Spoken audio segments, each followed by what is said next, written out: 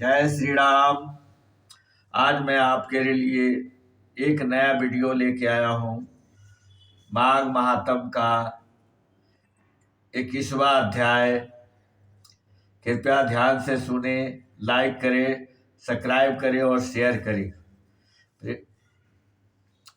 लोमस जी कहने लगे कि हे पूर्व काल, मैं अवंती देश में वीरसेन नाम का राजा था।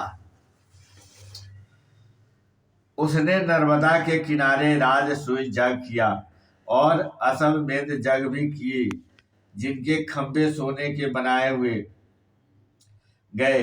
ब्राह्मणों को अन्न का बहुत सा दान किया और बहुत सी गौवें, सुंदर वस्त्र और सोने के आभूषण से युक्त दान किए। भद्रक नाम का एक ब्राह्मण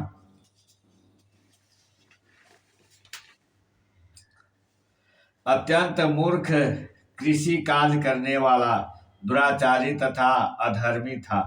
वह भाई बंधुओं से त्यागा हुआ इधर उधर घूमता हुआ देव यात्रियों के साथ प्रयाग में आया और माघ में उनके साथ 3 दिन तक स्नान किया। वह 3 दिन में ही निष्पाप हो गया। फिर वह अपने घर चला गया।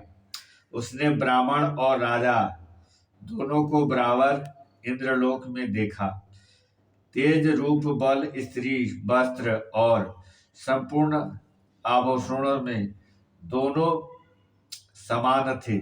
ऐसा देखकर उसके महात्म को क्या कहा जाए। राजसूय जग करने वाला स्वर्ग के सुख भोग कर फिर भी जन्म मरण से रहित हो जाता है। गंगा और जमुना के संगम की हवा के स्पर्श से ही बहुत से दुख नष्ट हो जाते हैं। अधिक क्या कहे, और किसी भी तीर्थ में किए गए पाप माघ मास में प्रयाग में स्नान करने से नाश हो जाते हैं। मैं पिशाच मोचन नाम का एक पुराना इतिहास सुनाता हूँ।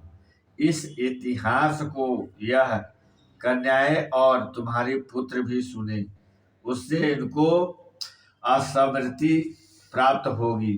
पुराने समय में देवधूति नाम का बड़ा गंभीर और वेदों का पारंगत एक वैष्णव ब्राह्मण था।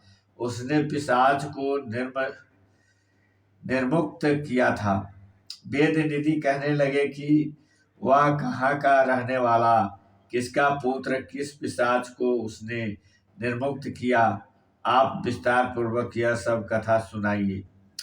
लोमस ऋषि ने कहा, किल्पग से निकली हुई सुंदर सरस्वती के किनारे पर उसका स्थान था।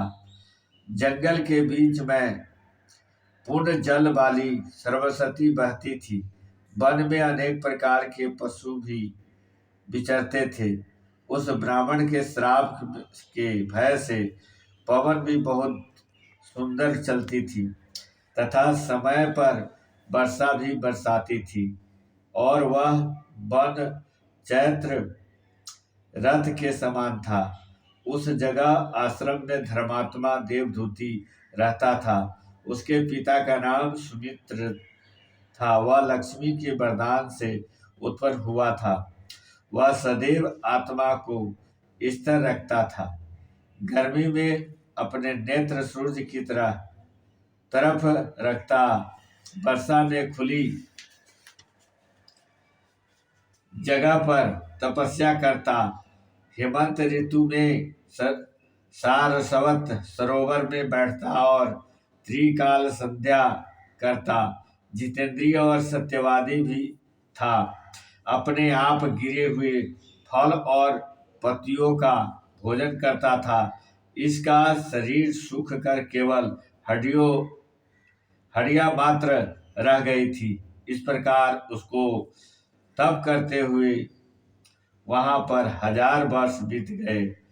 तप के प्रभाव से उसका शरीर अग्नि के समान प्रज्वलित था। विष्णु की प्रसन्नता से ही वह सब कर्म करता। दधिभी ऋषि के वरदान से ही वह श्रेष्ठ वैष्णव हुआ था।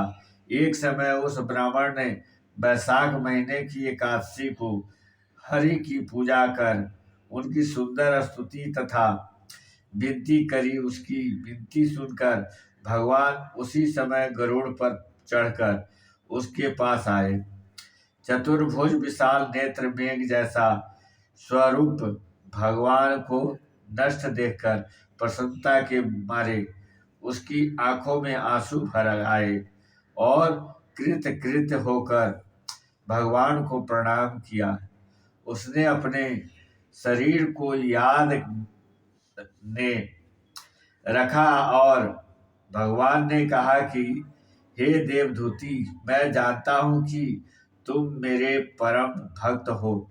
मैं तुमसे अति प्रसन्न हूँ। तुम वर मांगो। इस प्रकार भगवान के वचन सुनकर प्रेम के मारे लड़खड़ाती हुई वाणी में कहने लगा कि हे देवा, अपनी माया से शरीर धारण करने वाले आपका दर्शन देवताओं को भी दुर्लभ दर्शन भी हो गया। मुझको और क्या चाहिए? मैं सदैव आपकी भक्ति में लगा रहा हूँ। भगवान उसके वचन सुनकर कहने लगे कि ऐसा ही होगा। तुम्हारे तप में कोई बाधा नहीं पड़ेगी। जो मनुष्य तुम्हारे कहे हुए स्तोत्र को पढ़ेगा, उसकी मुझ में अचल भक्ति होगी। उसके धर्म कार्य सांग पांग होंगे और उसकी ज्ञान में परम निष्ठा होगी। प्रेम से बोले श्री रामचंद्र भगवान।